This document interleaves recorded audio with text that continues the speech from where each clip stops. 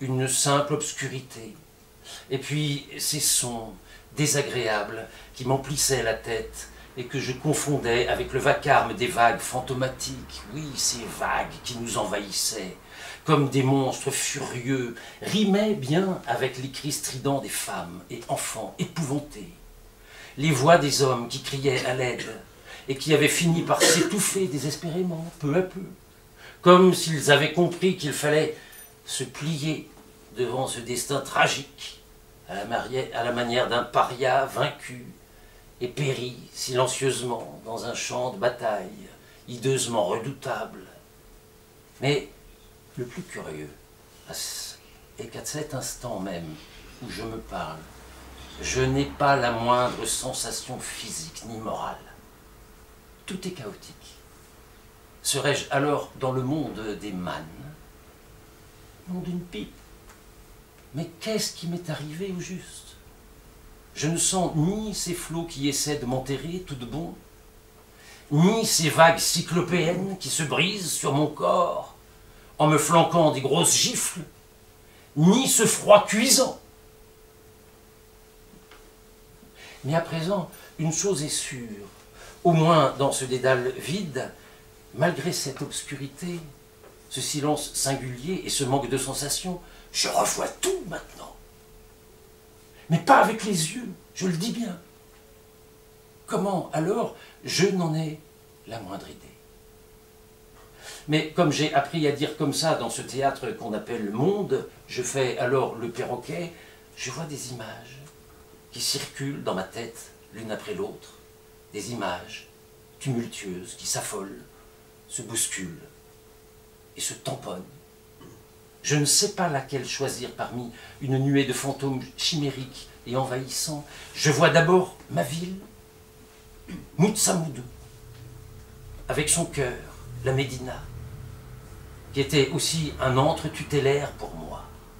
Me voici plus vulnérable que le talon de ce soi-disant héros qu'on appelait Achille. Me voici qui vivote dans ce mouroir parce que j'ai été contrainte à quitter mon antre. Je n'avais gardé jusque-là que son âme, le silence. Me voici en train de le briser, lui aussi, avec perte et fracas. Avez-vous déjà vu une anguille briser son silence?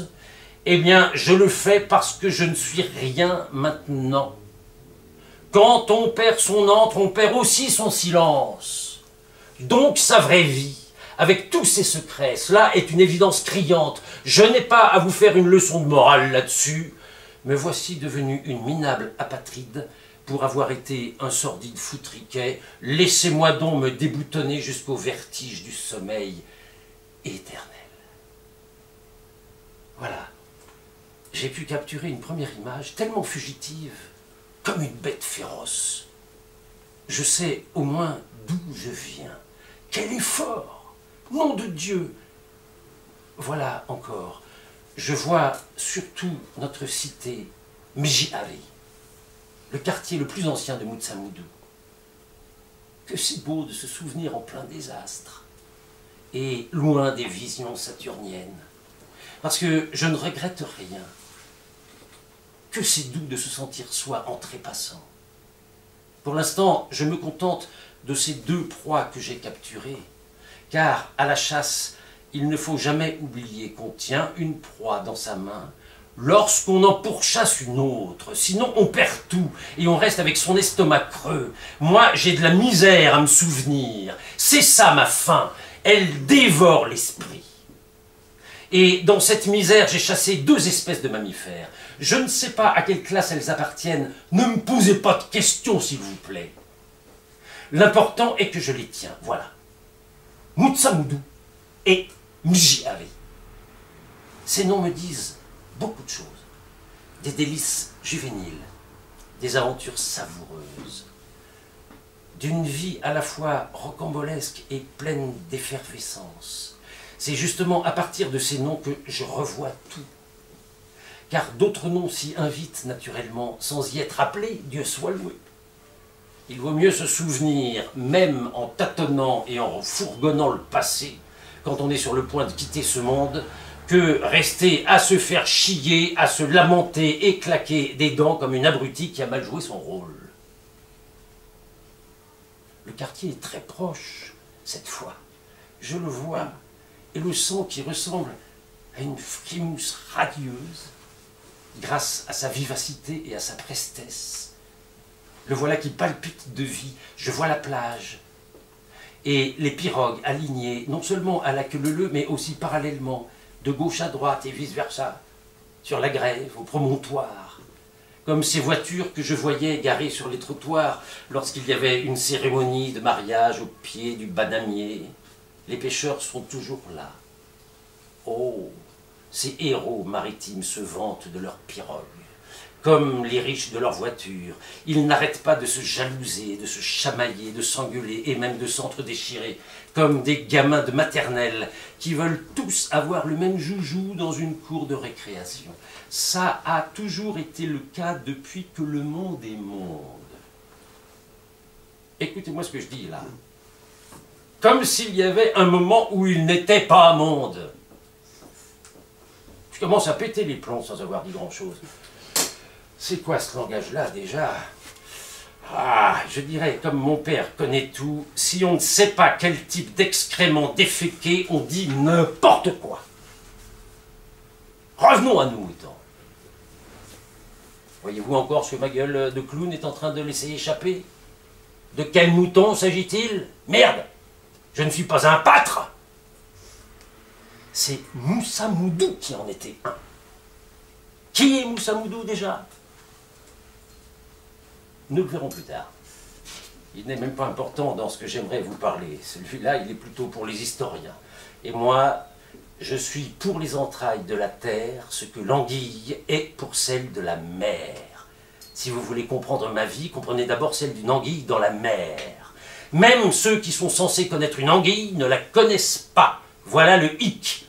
Les pêcheurs en premier. Donc il y a une grande différence entre ma vie et l'histoire de ce pâtre. Je voulais juste dire par là que je déteste ces formules-là, moi. Ce sont des formules imposées par les histrions.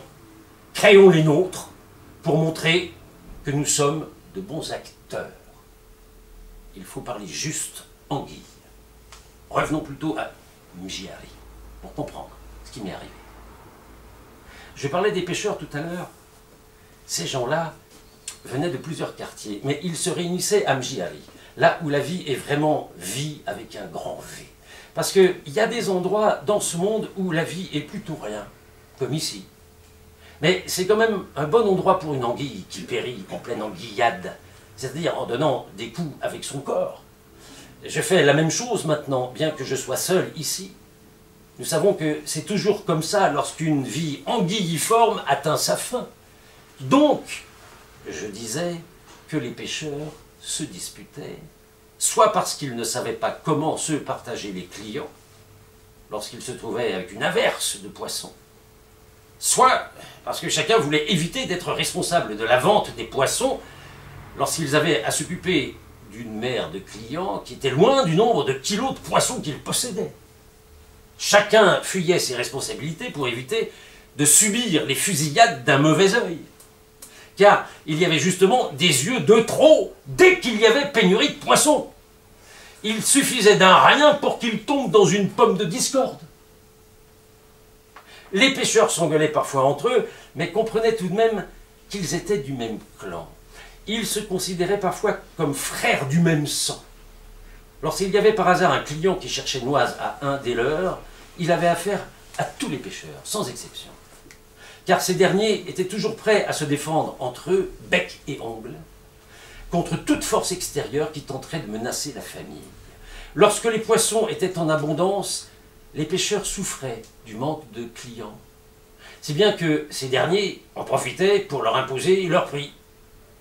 Cela se passait bien si un des pêcheurs faisait un coup de jarnac à ses camarades en acceptant discrètement le prix imposé par le client. Mais la plupart du temps, ils n'acceptaient pas d'être corrompus. Et si l'un d'eux criait « haro » à un autre client, tous les autres se mêlaient de l'affaire. Ils s'entendaient le plus souvent comme larrons en foire. Le pauvre client était alors obligé d'acheter au prix fixé par tout le monde, car les pêcheurs lui faisaient savoir en l'engueulant qu'ils préféraient manger leur poisson chez eux, même s'ils pourrissaient, puisqu'un pêcheur possédait rarement un réfrigérateur. Oui, c'était une chose rarissime. À vrai dire, ils évitaient de payer cher l'électricité. Je savais qu'ils disaient tout ça pour décevoir le client et pour pouvoir le faire mordre à l'hameçon, comme ils le faisaient avec les poissons une fois à la mer. Ils disaient qu'il valait mieux bouffer une pourriture que se faire leurrer par un client avare. Qui est ce pêcheur qui peut résister à une pièce de monnaie et aller manger une pourriture de poisson? Hein? Tout ça, c'était de la comédie. Et je riais, bien sûr. Et j'aimais bien assister, depuis la terrasse de notre maison, à des scènes jouissives